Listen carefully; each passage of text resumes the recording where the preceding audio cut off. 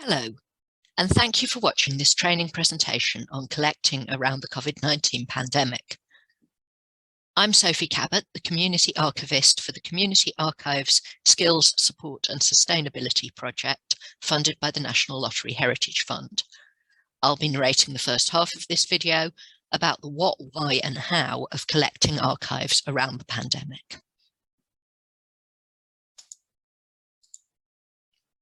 By the end of this video, we hope that you will understand why it might be important for your archive group to be actively collecting material related to the COVID-19 pandemic and what sort of things you might collect.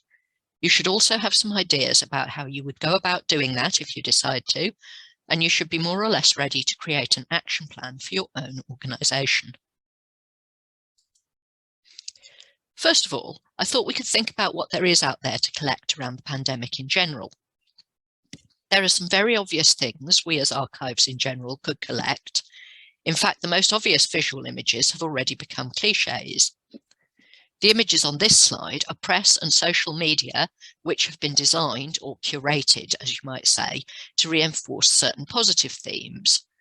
For example, mask wearing, working from home, homeschooling, rainbows for the NHS, quiet streets and daily exercise, vaccination and clap for carers. Negative stories have also been curated and presented on a national and international level. So here we have examples around vaccine hesitancy and the anti-vax movement, scams perpetrated during the COVID pandemic, impacts on mental health and other services, impacts on the environment, racism and other community tensions exacerbated by the pandemic. Interestingly, both of these slides actually contain one image taken in Norfolk, but because it could have been taken anywhere, it's not obvious which one it is.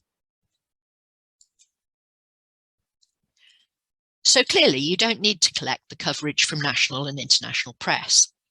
It wouldn't necessarily be relevant to your group's collecting policy, and anyway, it's already being done. So what would it be useful for you to collect? What are the less obvious things which might be more specific to your area or subject matter? What might end up underrepresented in the future if we just rely on the media and incidental records of what's been happening? Think about the very local, what happened in your village or community. The very ephemeral, things that no larger organisation would keep. The very personal, individual memories and reminiscences, and the themed, what did people do in your area of work? You might also be guided by your community. Is there something that people are asking you to collect? Here are some local examples which reflect the experiences of localities and organisations in Norfolk. So clockwise from the top, we have misinformation flyers that were distributed in Norwich city centre. Care home visits taking place through windows. This has been well covered nationally, but it might be interesting to look at a specific local site or family. Local business responses. Special treats baked for the staff of a local hospital. Communications material from smaller heritage groups in the area. Flyers for special events. And a community support leaflet distributed door to door, which has been filled in with local details. Why are we going to collect around the pandemic? The key professional organisation in our field, the International Council for Archives, has made a statement about this, which you can find on the link. The key elements are those listed here: that decisions that have been made must be documented, that records and data should be secured and preserved across all sectors, and that the security, preservation and access to digital content should be facilitated during the shutdown. That leads to the question of who should collect the pandemic. The ICA talks about governments, businesses and research institutions. So does any of this apply to you as a community archive? Do you have a moral responsibility to record the important events? Can you fulfill your mission without doing that? Large archives, especially when they're publicly funded, clearly do have such a responsibility. But do you? This is where it really helps if your mission statement is already clear. And if it isn't, we can recommend our video on collections management. But you should already have a good idea of what your archive is for, even if it's not yet fully articulated. Is your archive for a specific area or community? If so, has that area or community been affected by the pandemic? And was that in unique ways which might differ from the general experience? Or is your archive around a specific subject area?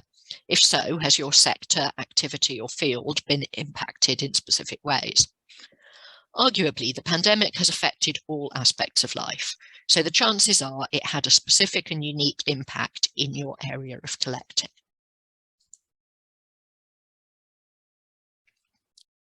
Locally and nationally, archives have made decisions about how collections around the pandemic might fit into or even form an essential element of fulfilling their existing policy goals. Here are some examples. The Museum of London have decided that the specificity of London voices and experiences will be at the core of their collecting, whereas the Science Museum Group have focused on the medical, public health, industrial and scientific responses to the COVID-19 pandemic. In this, we can see how they've both slotted collecting into their existing focus. Locally, the Museum of Norwich at the Bridewell have undertaken an images-based project through social media, asking people to photograph a single object and sum up its meaning in a short quote. There's an implication there that that will be from Norwich and the surrounding areas.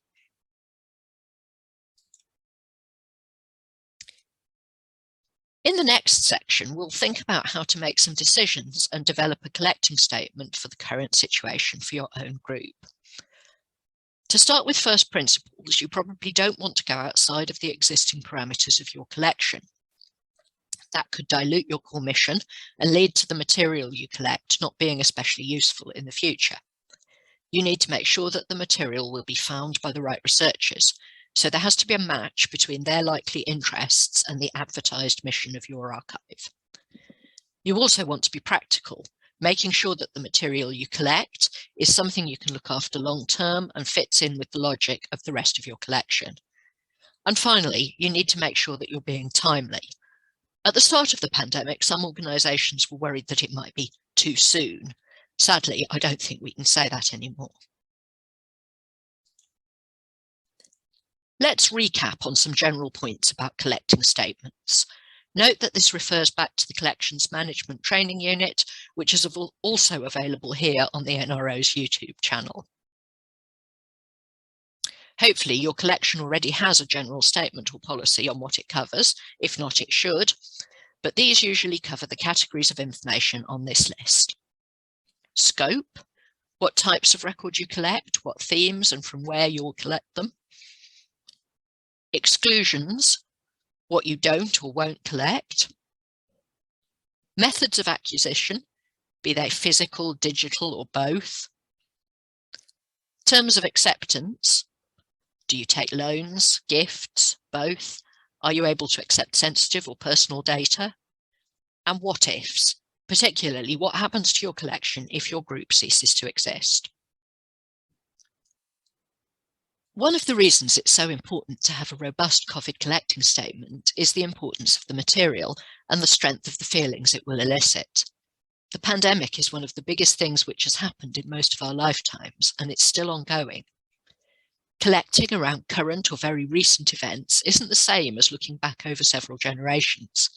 You will be communicating with people with direct experience of the events you're referring to, and many of their experiences will have been negative, sad, or at least challenging. The next slide just covers some preparation you might want to do to make sure you handle this well. Make sure you're prepared for conversations around this material. What can you do to avoid causing discomfort or distress? Use sensitive language and make sure that your text has been read by several people before it's released. Don't focus excessively on the uplifting stories. Be aware that other people may not have felt uplifted. Emphasize that collecting is for the long term, not for prurient interest. You might wish to offer closure periods more prominently than you usually would. Get specialist advice where you need it, maybe around medical ethics, religious sensitivities, legal implications, etc. These might be outside of your expertise. And protect yourself and your volunteers by debriefing and considering your own well-being. None of these methods are likely to be new to you, but it's always worth thinking them through again in the specific context of the pandemic. I'm now going to suggest that you pause the presentation and spend a few minutes thinking about how this relates to the mission of your own archive. You might want to make some notes, and if you're watching as a group, you could have a short discussion. Restart the video when you're ready to move on.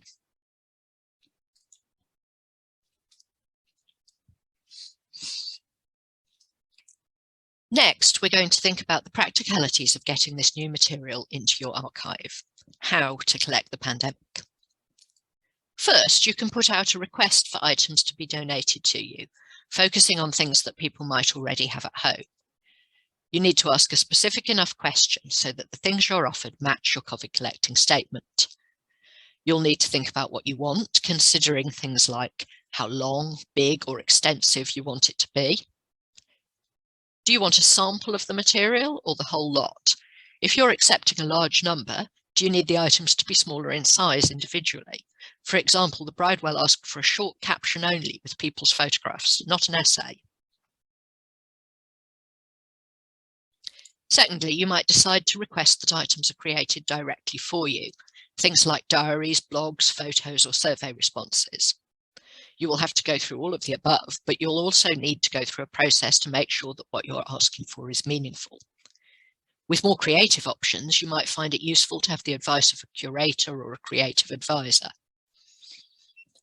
For oral history projects, you'll need to set parameters and probably borrow or source the recording equipment.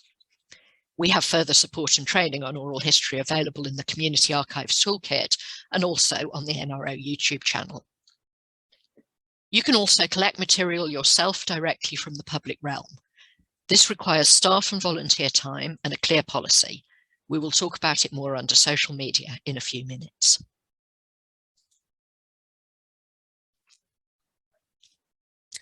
The next section is about getting hold of the material. These are our top tips for creating good appeals and calls to action, and an example of how they can be worked into an appeal text. We've created an imaginary one. You could do the exercise in your own time if you wanted to, focusing on your own organisation. See how the text includes the who, what, when, where, how, and why of your appeal.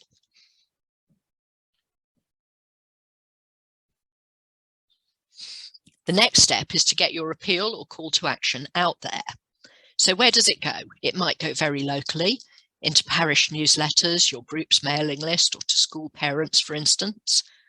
It might go to a slightly larger locality using borough or town resources via the regional press, for instance, or in a local radio station.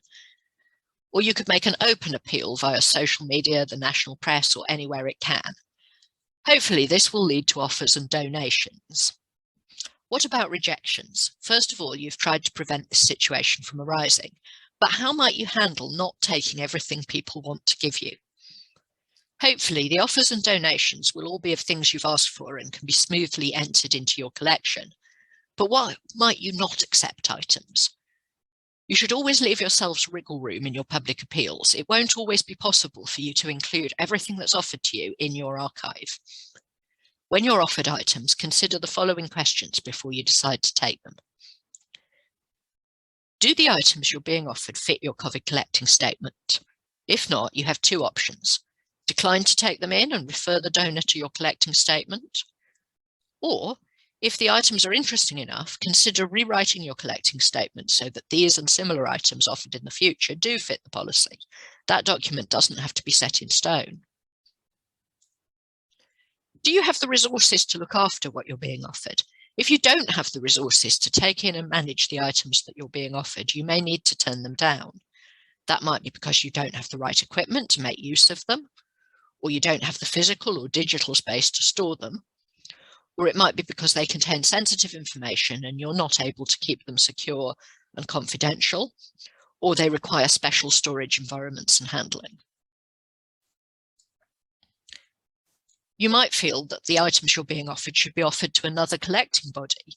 If you choose to decline items, you might be able to direct them towards another organisation. That might be your local record office, museum, or another community archive. This could be the best option if the items form part of a larger collection that's already held elsewhere, or if they're official records which should go into a specified repository. For example, all school records should go into local authority archives. Or it might be because they reference the pandemic on a regional, national, or international level, not a local one. My name is Robin Sampson, Project Manager for the Community Archives Project, and I will be narrating the second half of this training video. In the second half of this video, we are going to talk about collecting and archiving a special kind of record. This is social media. Over the past couple of years, social media has been a vital tool for communities to keep in touch, organising mutual aid groups, and sharing information about issues surrounding the pandemic. It can also generally be a good way of documenting events in your particular community and people's responses to them. A lot of this material is in the public realm, so you can access it yourself.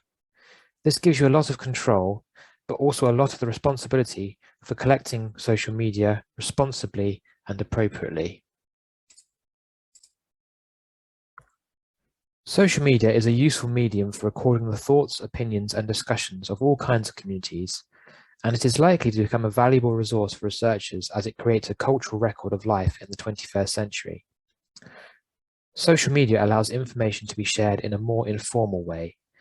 It lets members of the public communicate with each other and with organisations in a public space. And so, like community archives themselves, social media gives a voice to those who might not otherwise be heard. There are a large number of social media platforms, which many of you will be familiar with, including these common examples. Facebook, which contains social networking, advertising of events, commentary, and acts as a notice board. Twitter, including social networking, discussion, threads, which are linked tweets to form essays. YouTube, user-generated content, which means that people can create their own video blogs, podcasts, presentations, and short films and put them on YouTube. Instagram also contains user-generated content, generally photographs and short video clips. There are also local forums and message boards, which contain community news, adverts, and again commentary. Local websites, which act as directories of services and shops and events, as well as focusing on local stories. And also local news sites. It's good to focus on pages that particularly relate to your collecting policy.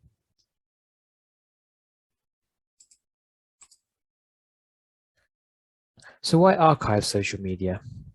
Like all digital media, it is extremely vulnerable to loss. There are no legal requirements for a social media platform to preserve its content. There are often changes in platform policy and ownership. Platforms often shut down. It is expensive for platforms to curate and store this data. Social media became increasingly important during a time when people had to practice social distancing and limit their contact with other people. Social media platforms are designed for people to communicate over distance and thus help the world to remain connected, which meant that usage greatly increased during the COVID-19 pandemic. As social distancing forced lifestyle changes for many people, which put strain on their mental health, social media has been used to spread information and to find humour and distraction from the pandemic. Like the example shown, it has also been used to provide support to those who need it. It has additionally been used by politicians, political movements, and health organisations to share pandemic-related information quickly to a lot of people. But social media can also be risky. Direct access to content through platforms such as Twitter and YouTube leaves users susceptible to rumours and questionable information or fake news. This information can strongly influence the beliefs and behaviours of people, which has caused division in society and its responses to the pandemic. For example, in the growth of conspiracy theories around vaccinations and lockdowns. That's why it is important to archive this information in the same way as your other pandemic records. Social media can be deleted easily, or you can be overwhelmed by how much there is to save. If you can capture a certain amount of it, you can provide a snapshot of future generations of how people from your particular community reacted to the pandemic and what their thoughts, concerns, and behaviours were. Like oral history, it captures the voices of ordinary people and not just those in charge. Think about what types of social media you would like to capture. Ownership, copyright, and so on are complicated fields of law. Here are some basic pointers which will help with the kind of material you are likely to want to archive. Who owns the intellectual property rights? So does the copyright owner know they own the copyright? Is there any financial value in the item? If the answer to both is yes, avoid digitizing and sharing the item. If the answer to both is no, the risk of breaching copyright is low. Permissions, orphan works, items that have no obvious or traceable authorship. Always make a reasonable effort to find out who owns the copyright, but assess risks of publishing if there is no copyright found. Ways of dealing with unclear copyright, takedown policies. Include a takedown policy on your website. If the IPR owner contacts you with objections, you are obliged to remove the image as soon as possible. Include a statement that shows that you have made every effort to make sure the material complies with copyright, and tell people what to do if they want to make a complaint. You can find an example takedown policy on the Norfolk Sound Archive. One of the most common issues for community archives around copyright is to do with photography. It's important to remember two things: that the copyright of a photograph rests with the taker, not the subject, and that owning the photograph doesn't mean owning the copyright. Donors can be confused by this, so you'll need to be clear. You can try and achieve clarity by asking the right questions of your donors. Ask, do you know who took this photo? Or who is shown? Or do you have their permission to give it to us? Rather than, do you own the copyright? This area is covered in more detail in our training videos on collections management and digitization. There are a number of ways you can capture or harvest the information from social media and other websites. Many of these are quite technical and are done by professional organizations, but there are simpler ways that community groups can capture social media that is relevant to them. Screenshots. These are quick and easy to do, can be saved in the same way as your digitized images, and allow you to be selective in what you collect. However, they are not useful for preserving the functionality of websites, for example, linking to other pages, watching videos, and so on. Another option is web capturing software, for example, Conifer. This is open source, meaning anyone can use it, and there's no fee involved. It preserves the archive preservation quality and can capture huge amounts of information. There's also lots of community support. However, it can be time-consuming to pick up, and you'll need to get training on how to use it. Here are some examples of screenshotting web pages or parts of pages. On the left, I have used a snipping tool called Snip and Sketch. This and similar snipping tools are usually available to use from your computer's start menu. On the right, I have used the print screen button on your keyboard to make a copy of the entire screen. The print screen button can usually be found on the top right of your computer keyboard. After you press it, you can then go to Microsoft Word, Microsoft Paint, or any other image editing software you have, and click Paste. To redact any personal information, you can draw black boxes over the particular information you wish to hide. Then save it as a JPEG for your access copy, or as a TIFF file for your master or preservation copy. You can find out more about these on our digitization training video.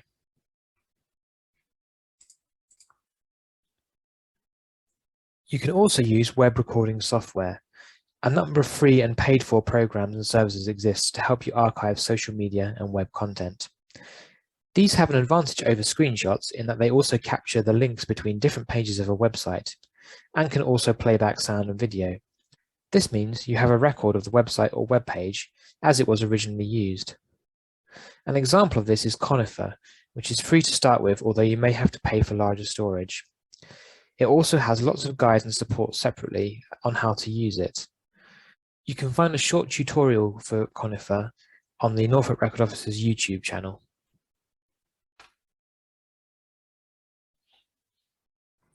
Legal and ethical considerations. These are very important when thinking about social media. Some are consistent, but some are different for different platforms. A major difference is between material published on public and private accounts. So Facebook mostly contains private accounts with more personal information shared, whereas Twitter means your accounts are public and can be seen by anyone. YouTube, Flickr, and so on are websites that contain audio-visual content that may contain copyright issues, whereas Instagram contains both public and private accounts and again may contain copyright issues. Ethical considerations. Are social media users aware of how platforms use and share their data? Are they aware their social media posts are potentially being analysed for research projects? Therefore, can they give informed consent for how their data is used? Ultimately, if you believe sharing personal data would cause that person substantial damage or distress, you should not share it. You should also be aware that social media algorithms, sets of instructions used by computers, take note of social media posts that have created a lot of discussion and argument, as these will generate more traffic to the website. The social media platform then favours those kinds of posts in future. This means that you will often mainly see the topics and posts that create the most controversy and divisiveness amongst community members, which may give a false or more extreme impression of how people think. With regard to COVID-19, such topics could include vaccinations, mask wearing, and political responses to the pandemic. Legal considerations. Laws and regulations increasingly demand that organizations archive social media, but social media platforms limit and restrict how this data can be used. Social media platforms control content created by users through their terms and conditions. Platforms change their terms and conditions fairly often, sometimes every few months. So bear this in mind when looking to archive that material.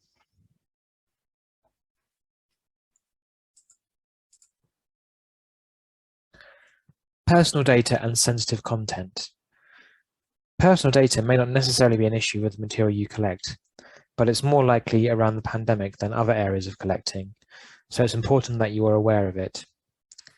In law, personal data includes any information that could identify someone, such as a name, address, telephone number, or email address, any information that can be combined to identify a person, for example, a job title or health history with a location. Personal data laws only apply to people who are currently alive. In the context of the pandemic, though, it's clearly sensible and respectful that you treat people who have recently died in the same way, and also consider that identifying them will inevitably mean their families are identifiable. Records containing personal data should have a closure period unless you have explicit written permission from the person concerned to open them. Remember, this will not always be the same person as the donor of the archive.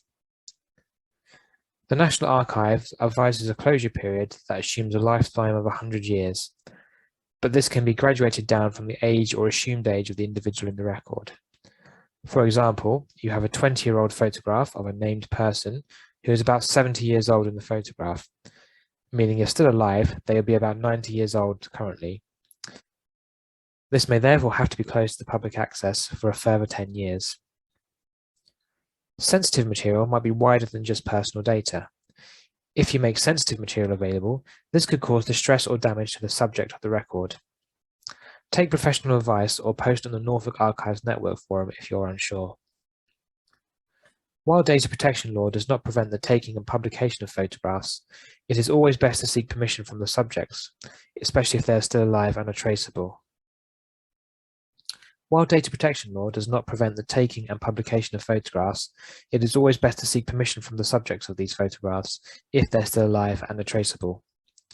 And as a blanket rule, it is best to avoid publishing photographs where the subjects are still likely to be under the age of 18.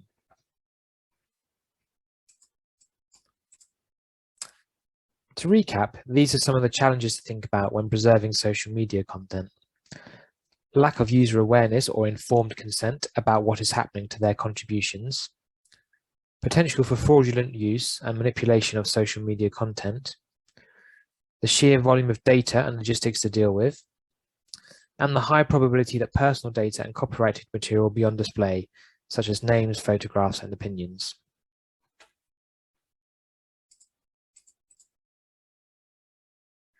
And here are some possible solutions. Decide what type of social media content you would like to collect and add it to your organization's collecting policy so you are not collecting more than you need. If you are collecting screenshots, redact any personal information such as names, pictures, or communications that may identify a person. If you are using web archiving software, stick to published websites or limit access to your collected social media archive. Don't republish these archive posts online without permission. You may make them available for individual researchers for research purposes only, perhaps in your group's research space or on a designated computer. Seek to obtain permission from social media group moderators and members where possible, for example, Facebook groups and Twitter users. Copyrighted material can be viewed under the principle of fair dealing. This is a copyright exemption where a limited amount of copyrighted material can be copied for private research purposes only. Permission must still be sought to use copies for commercial or public use. And remember, always ask an archivist if you're not sure.